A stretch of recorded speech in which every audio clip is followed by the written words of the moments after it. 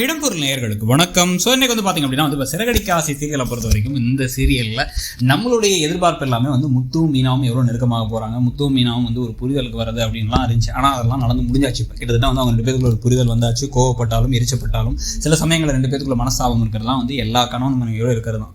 அதே சமயத்தில் இன்னொரு பக்கம் பார்த்தீங்கன்னா நமக்கு கடுப்பாகவும் எரிச்சலாகவும் இருக்க ஒரு விஷயம் என்னென்னா விஜயா எந்த அளவுக்கு கேவலமாக இவங்க நடத்துகிறாங்க மீனாவை.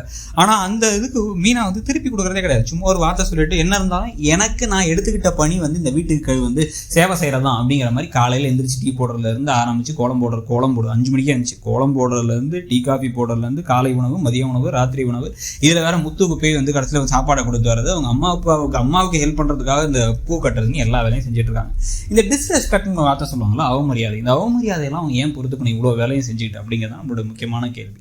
திருப்பி இப்போ ரோஹிணியுமே உங்களை வேணுனே உதாசீனப்படுத்துகிற மாதிரி தான் நடந்துப்பாங்க. ப்ளஸ் விஜயா வார்த்தைக்கு வார்த்தை அப்படியே குத்துற மாதிரியும் ஒரு மாதிரி என்னையெல்லாம் என்ன பிச்சைக்காரி தானே அப்படின்னு பேசுகிற மாதிரி தான் பேசிகிட்டு இருப்பாங்க.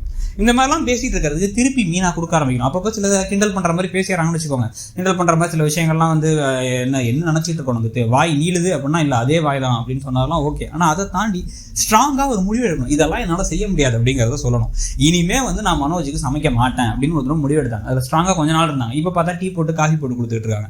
அதில் சாப்பாடு செஞ்சுட்டு இருக்காங்க. இது எல்லாத்துக்கும் சேர்த்து அவங்க என்ன முடிவு எடுக்க போகிறாங்க அப்படிங்கிறத நம்மளோட முக்கியமான கேள்வி. இதுக்கப்புறம் அவங்க கோவமாக ஏதாச்சும் இதே மாதிரி வார்த்தைகள் பேசிட்டு இருந்துச்சு, ரோஹிணி ஏதாச்சும் பேசினாங்க பண்ணாங்க அப்படின்னா ரோஹிணிட்டு டக்குன்னு கோவப்படணும்.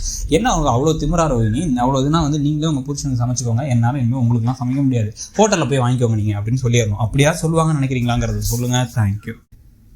இடம்பொருள் நேயர்களுக்கு வணக்கம். ஸோ இன்னைக்கு பார்த்தீங்க அப்படின்னா இப்போ சிறகடிக்க ஆசை சீரியலை பொறுத்த வரைக்கும் இந்த சீரியலில்